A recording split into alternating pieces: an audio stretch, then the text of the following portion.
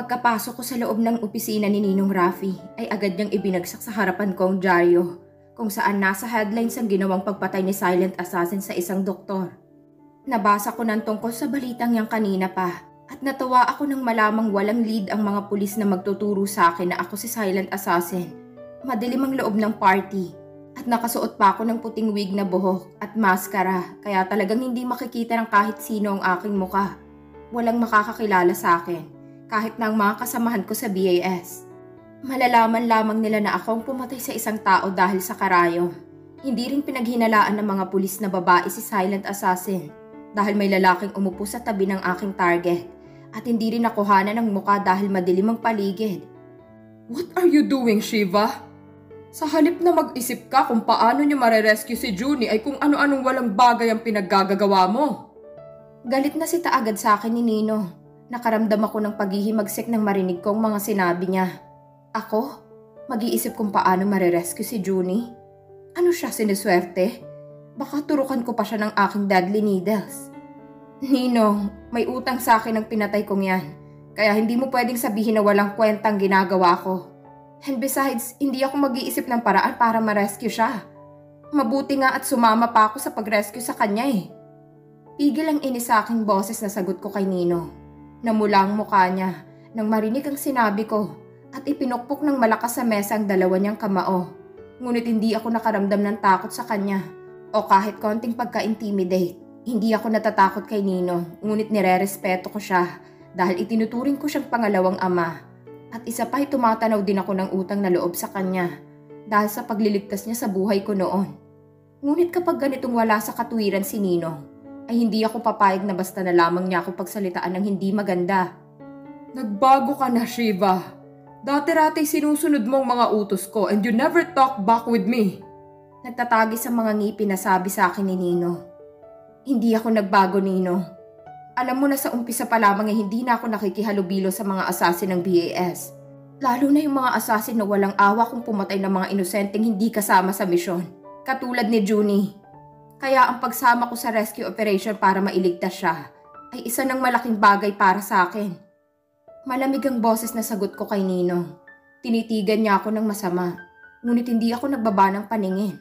Sa halip ay taas noo ko nilabanan ng kanyang tingin. Ngunit kasamahan mo siya, kaya dapat lamang natulungan mo siyang makaligtas. Dahil kapag ikinanta niya ang tungkol sa BAS ay lahat tayo makukulong. Giit ni Ninong sa matigas na boses. Dahil sa kadahilanan yan, kaya sumama ako sa pagliligtas sa kanya, Nino. Malamig ang boses na sagot ko sa kanya. Pagkatapos ay naglakad palabas sa pintuan. Ngunit bago ako tuluyang makalabas ay muli ko siyang nilingon at kinausap. Kapag ako ang mahuli, ay ipapatay niyo na lang ako sa halip na iligtas. At tungkol sa ginagawa kong paniningil sa mga taong may utang sa akin, ay sana wag mo na lamang akong pakialaman pa, Nino. Wala akong narinig na sagot mula sa kanya. Kaya pagkatapos kong sabihin sa kanya ang mga salitang yon, ay tuluyan na akong lumabas ng opisina niya. Palabas na ako sa building nang makasalubong si Beron na ilang araw ko rin hindi nakakaengkwentro. Kasama nito ang dalawang kaibigan na isang babae at lalaki. Anong ginagawa mo rito, Shiva? Bakit ba palagi kong nakikita ang pagbumuka mo kapag nagpupunta ako sa lugar na to? Inis ang boses na tanong niya sa akin. Takpan mo ang mga mata mo kapag nagpupunta ka sa lugar na to para hindi mo ako makita. Simpleng sagot ko sa kanya. Wala ako sa mood na makipagbangayan sa kanya, kaya nagpa siya akong talikuran na siya. Ngunit bago ng akmang tatalikod na ako, ay mahigpit niyang hinawakan ng aking kaliwang braso. Bastos ka talaga, no? Nagsasalita pa nga ang tao'y tinatalikuran mo na. Galit na pigil niya sa tangka kong pagtalikod. Malas ni Beron dahil natsambahan niya na mainit ang ulo ko, kaya siyang mapagbubunto na ng nararamdaman ko. Mahigpit kong hinawakan ang pulsuhan ng kamay niya at inalis sa pagkakahawak sa braso ko't binaliti ito. Napasigaw si Beron nang maramdaman ang sakit ng kanyang braso. Akmang tutulong ang mga kaibigan nitong lalaki. Ngunit bago pa ito makalapit sa akin ay sinalubong ko ito ng malakas na sipa sa dibdib. Kaya natumba ito sa mga upuan. Napahawak ito sa dibdib ng tumayo at hindi na nagtangkang lumapit pa sa akin. Wala akong panahon na makipag-away sa spoiled brat na katulad mo. So get lost! Mariin ang boses na sabi ko kay Beron. Pagkatapos ay malakas ko siyang itinulak papunta sa kaibigan niyang lalaki. Muntik na itong matumbang muli. Nang saluhin ni Beron para hindi matumba, parang walang nangyari na naglalakad ako palabas ng building. Hindi pa tayo tapos, Shiva! Gagantihan kita! Nanggagaliiting sigaw ni Beron, ngunit hindi ko siya pinansin. Tuloy-tuloy lamang akong naglakad at sumakay sa aking kotse. Pinaharurot ko ang kotse ko palayo sa lugar na yon. Hindi agad ako dumiretso ng uwi sa bahay ko. Sa halip ay huminto ako sa park na malapit lamang sa subdivision na tinitirahan ko. Lumabas ako sa kotse at naupo sa bench habang pinapanood ang ilang pamilya na masayang nagpipiknik sa park na yon. Napahugot ako ng malalim na buntong hininga para pagaanin ang aking dibdib nang biglang nagsikip ng maalala ko ang aking pamilya. Hanggang ngayon ay hindi ko pa rin nabibigyan ng hustisya ang kanilang pagkamatay.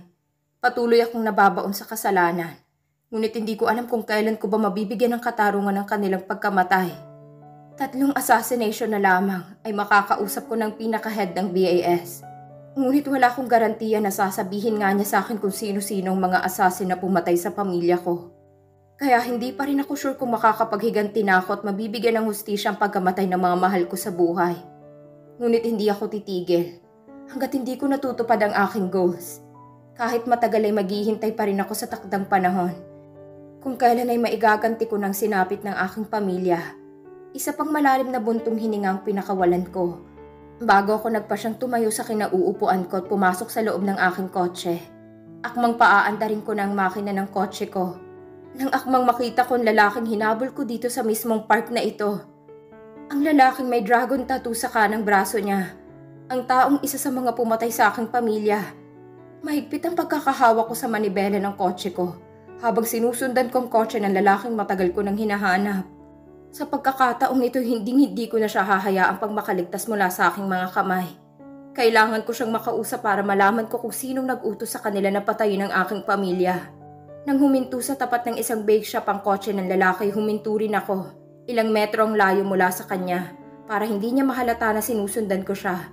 Nakita kong lumabas siya at bumili ng tinapay. Pagkatapos ay muling pumasok sa kotse at agad na umalis. Patuloy ko siyang sinundan hanggang sa huminto siya sa tapat ng isang lumang bahay na bungalow ang style. Nang lumabas siya sa kotse niya ay mabilis akong pumarada sa likuran ng kotse niya at nagmamadaling lumabas. Ngunit agad akong napansin ng lalaki. Kaya bago pa man ako tuluyang makalapit sa kanya, bigla siyang tumakbo pabalik sa kanyang kotse at mabilis yung pinaandar palayo sa akin. Agad naman akong bumalik sa loob ng aking kotse at hinabol ko ang kotse niya. Naghabulan ang mga kotse namin sa gitna ng lansangan. Gusto niyang makatakas sa akin samantalang gusto ko naman siyang mahuli. Hindi ko dapat palagpasin ang pagkakataong ito. Dahil kapag nakatakas siya sa akin ay hindi ko alam kung kailan ko siya muling makikita. Itinodo kong speed ng aking kotse nang makita kong mas bubilis ang patakbo ng kotse ng taong hinahabol ko. Mabuti na lamang at hindi gaanong maraming mga nagdaraang kotse sa lansangan, kaya walang nasasagi ang aming kotse. Sa bilis ng patakbo ng kotse namin hindi na ako magtataka kung bakit may ilang police mobile car ang humahabol sa amin at pinapahinto kami. Ngunit hindi ko pinansin ang police car na humahabol sa amin. Hindi ko hahayaan na mawala sa paningin ko ang kotseng hinahabol ko. Saka ko napoproblemahin ang mga pulis na humahabol sa amin. Mabilis ang patakbo ng kotseng hinahabol ko at kahit dumadaan sa mga intersection ay hindi ito humihinto o nagpapabagal ng takbo. Talagang desperado siyang makatakas sa akin. Ngunit nagtataka ako kung bakit siya tumatakas sa akin, na para bang natatakot siya na makaharap ako. Lalaki siya at babae ako. Kaya wala siyang dapat na ikatakot sa akin kapag nagkaharap kami. Unless alam niyang ako si Silent Assassin at alam niyang aking skills sa pakikipaglaban at nasisiguro niya na matatalo ko siya kapag nagharap kami at nagkaroon ng komprontasyon. Napamura ako ng malakas at nanlaki ang aking mga mata. Nang mula sa kung saang kanto ay biglang lumabas ang isang malaking truck na mabilis ang patakbo. Sa sobrang bilis ng pangyayari, hindi nagawang makaiwas ng kotse ng taong hinahabol ko. Bumangga ito sa katawan ng truck at sa sobrang lakas ng impact ay tumilapon sa ereng kotse na parang walang laman bago bumagsak. At nagpaikot-ikot pa ng 3 beses bago tuluyang huminto. Mabuti na lamang at nakabig ko pa iwas ang aking kotse dahil kung hindi ay tumama sana ang kotse ng lalaking hinahabol ko. Agad kong inihinto ang kotse ko at nagmamadaling lumapit sa kotse ng lalaki.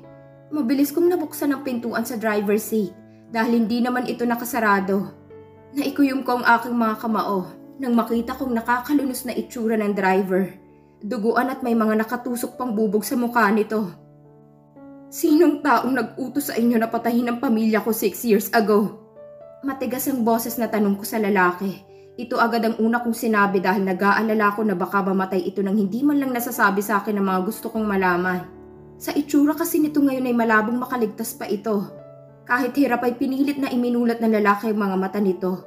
At pinilit din ang sarili na makapagsalita. Tila may nais itong sabihin sa akin. Kaya inilapit ko ang aking tenga sa kanyang bibig. Ngunit hindi pa man nakakapagsalita ang lalaki, biglang lumabas ang driver ng truck na bumangga sa kotse ng lalaking hinahabol ko. At may hawak itong baril na itinutok sa akin. Bago pa man naiputok ng lalaking baril nito ay mabilis akong nakapagtago sa likuran ng kotse. Maya-maya ay isang motorsiklong huminto sa tapat ng lalaking may hawak na baril. Mabilis na sumakay sa motorsiklong lalaking driver ng truck. Pagkatapos ay mabilis na pinaharurot palayo. Nang wala ng dalaway muli kong nilapitan ng lalaking hinahabol ko kanina. Ngunit sa malas ay hindi na ito humihinga. Napaiyak ako at malakas na nasuntok ang salamin ng kotse nito. Hindi ko alintanang pagsigid ng sakit ng tumama ang kamao ko sa salamin ng bintana ng kotse.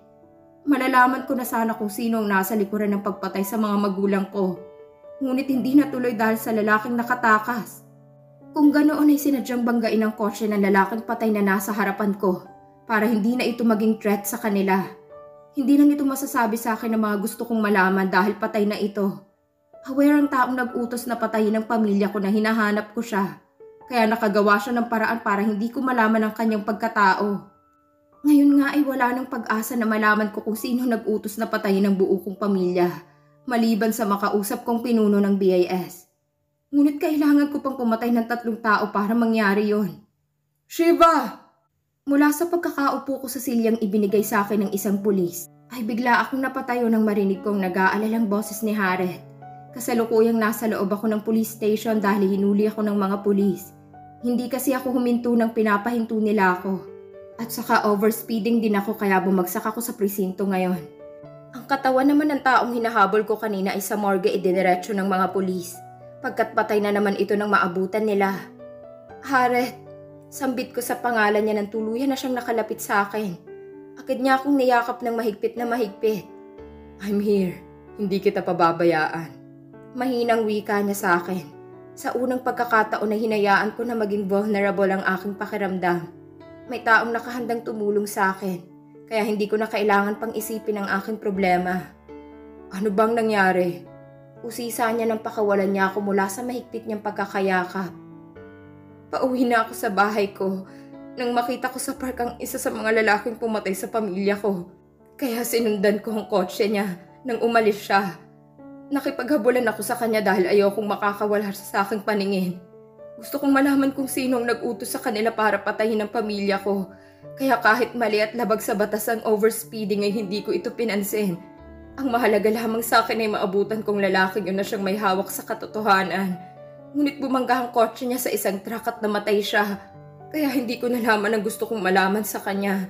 Dumating na ang mga pulis at hinuli ako. Mahabang kwento ko sa kanya. Lahat ng mga sinabi ko ay totoo.